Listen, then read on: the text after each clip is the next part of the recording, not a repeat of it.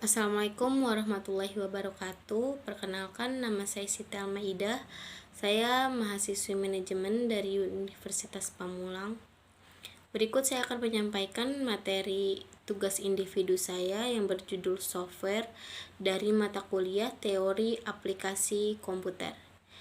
Berikut penjelasannya. Berikut saya akan menjelaskan tentang software. Software adalah sekumpulan data elektronik yang disimpan dan diatur oleh komputer. Data tersebut berisi program atau instruksi untuk menjalankan suatu perintah dari komputer. Software ini berbeda dengan hardware yang biasa kita sebut dengan perangkat keras. Mengapa berbeda? Karena hardware itu bisa kita lihat secara nyata seperti keyboard, monitor, dan mouse, tetapi software ini adalah data-data yang ada di dalam komputer. Data tersebut sengaja ditulis manusia untuk mengaktifkan fungsinya dari perangkat keras. Jadi komponen ini sangat mendukung sekali bekerjanya suatu komputer. Di dalam software terdapat bagian-bagian. Yang pertama, sistem operasi.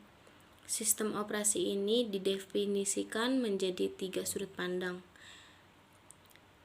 Pertama, sudut pandang pengguna. Sistem operasi adalah alat untuk mempermudah penggunaan komputer.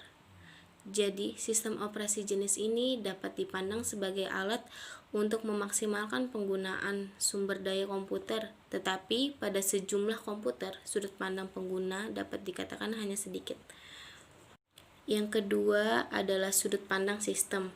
Sistem operasi adalah sebagai alat yang menempatkan sumber daya secara efisien. Dalam sudut pandang ini, sistem operasi merupakan manajer atau yang mengatur sumber daya yang menangani konflik permintaan sumber daya secara efisien.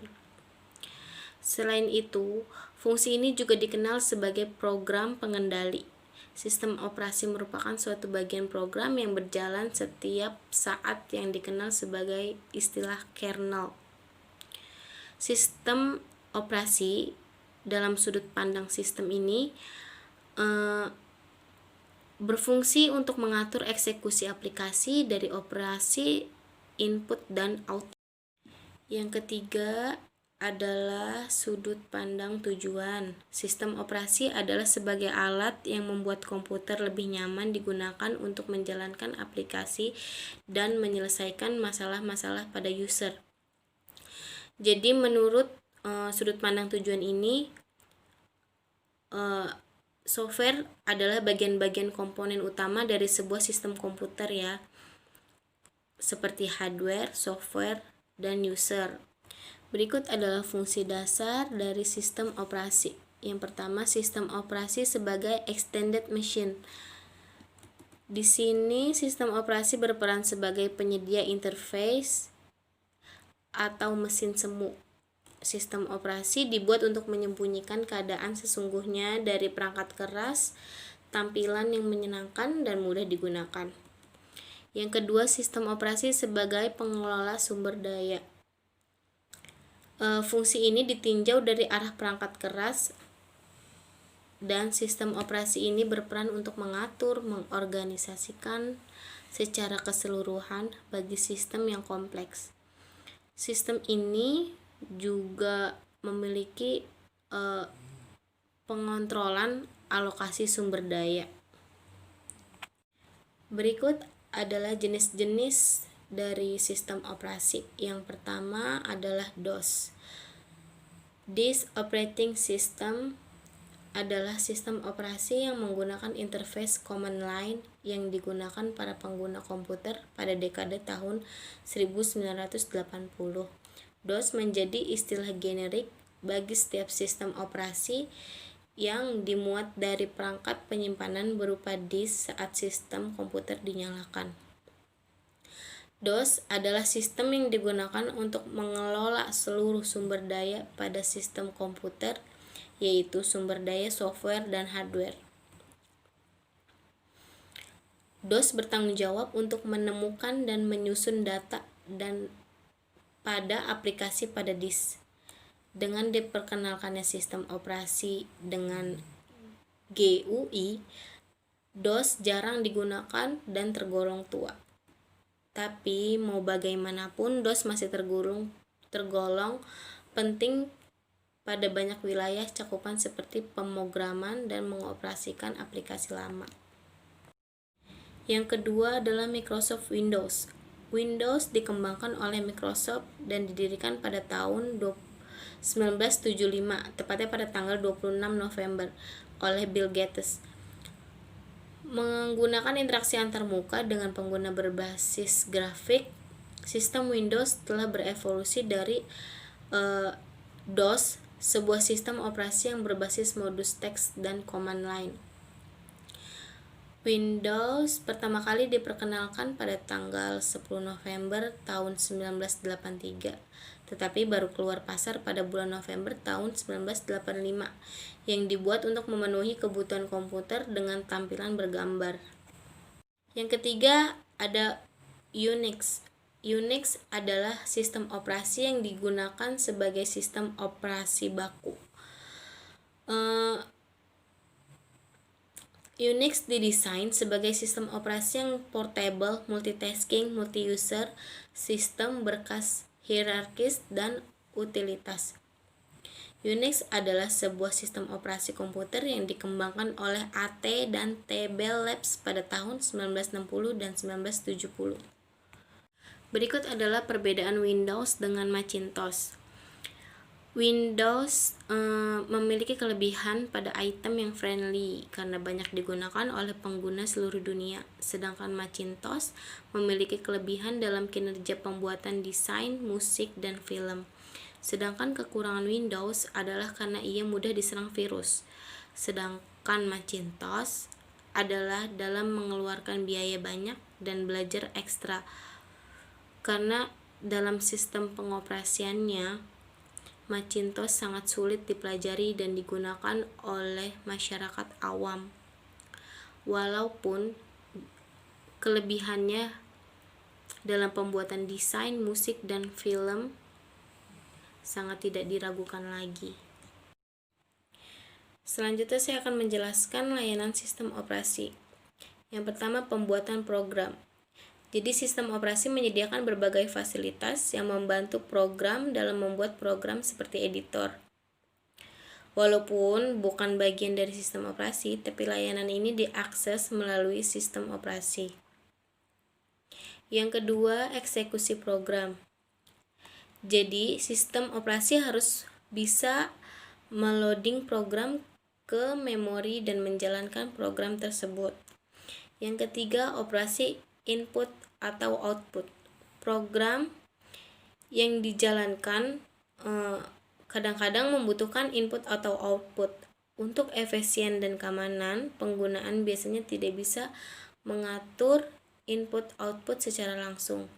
Maka dari itu, sistem operasi harus menyediakan mekanisme dalam melakukan operasi input atau output. Yang keempat, ada manipulasi sistem berkas. Program harus membaca dan menulis berkas. Kadangkala juga harus membuat dan menghapus berkas. Yang kelima, ada komunikasi. Ada dua cara umum komunikasi dilakukan, yaitu antara proses dalam suatu komputer atau antara proses yang berbeda dalam komputer yang berbeda, tetapi dihubungkan oleh jaringan komputer. Komunikasi dapat dilakukan dengan membagi memori, yakni sejumlah informasi dipindahkan antara proses oleh sistem operasi. Yang keenam, ada deteksi error. Sistem operasi harus selalu waspada terhadap kemungkinan error. Misalnya, jalan menghentikan jalannya program operasi, mencoba kembali melakukan operasi yang dijalankan, atau melaporkan kesalahan yang terjadi agar pengguna dapat mengambil langkah selanjutnya. Selesai sudah sistem operasi, kita akan membahas application. Application atau program aplikasi merupakan program yang dikembangkan untuk memenuhi kebutuhan yang spesifik. Program ini hanya digunakan oleh bagian keuangan saja, tidak dapat digunakan oleh departemen yang lain. Dan program ini dibuat oleh seseorang untuk sesuai permintaan, kebutuhan lembaga dan perusahaan lainnya.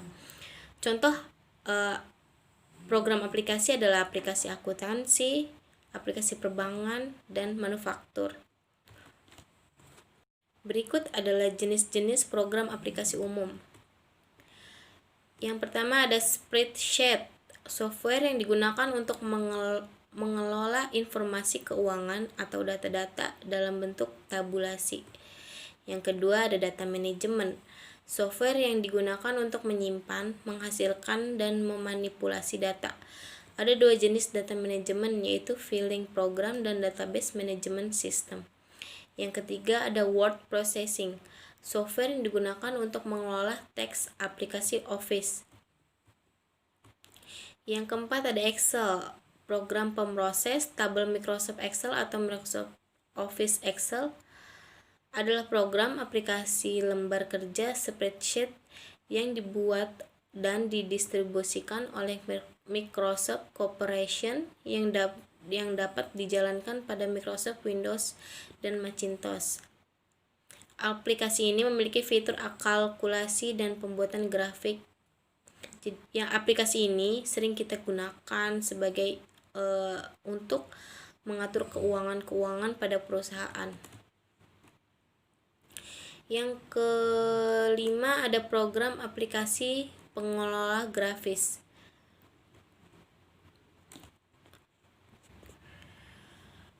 Software ini digunakan dalam bisnis penerbitan grafik yang digunakan untuk pembuatannya dalam pengelolaan citra seperti diagram, gambar peta, fotografi, dan sebagainya.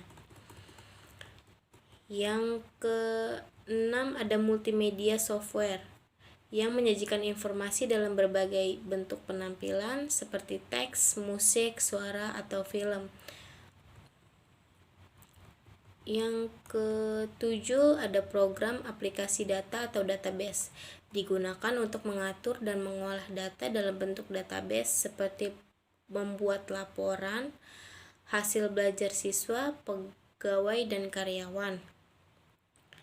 Macam-macam aplikasi database antara lain adalah database, Microsoft Access, dan SPSS. Yang ke-8 ada communication software. Maksudnya yang ketujuh ada communication software. Komputer seringkali saling terhubung dalam rangka untuk membagi atau mengaitkan informasi. Untuk pertukaran informasi ini, komputer menggunakan communication software. Contohnya aplikasi adalah aplikasi internet, email, messenger. Dari aplikasi kita lanjut ke bahasa pemrograman. Programming language atau bahasa program adalah suatu bahasa ataupun suatu tata cara yang dapat digunakan oleh manusia untuk berkomunikasi secara langsung dengan komputer. Digunakan untuk membuat, menyusun instruksi tertentu dan menerjemahkannya dalam bahasa mesin untuk dijalankan oleh sistem komputer.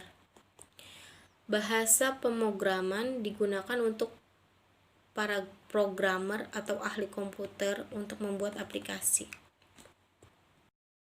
Berikutnya adalah kelompok kategori dari bahasa pemrograman. Yang pertama ada bahasa mesin tingkat rendah, bahasa mesin tingkat sedang, dan bahasa mesin tingkat tinggi. Lalu bahasa website ada web atau web language. Contoh-contoh kategorinya ada pada slide PowerPoint saya. Lalu yang keempat ada utilitas yang berfungsi untuk membantu atau mengisi kekurangan atau kelemahan dari sistem operasi yang digunakan dan mendukung serta meningkatkan program-program dalam sebuah sistem komputer agar kinerja komputer semakin maksimal.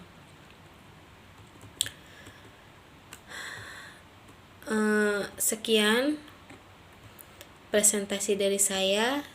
Berikutnya saya akan menjelaskan kesimpulan dari materi yang saya sampaikan. Berikut adalah kesimpulan. Kesimpulan dari materi yang saya sampaikan yaitu software adalah perangkat lunak, komponen yang nyata yang tidak dapat dilihat dan disentuh oleh manusia secara langsung dan dilihat secara fisik.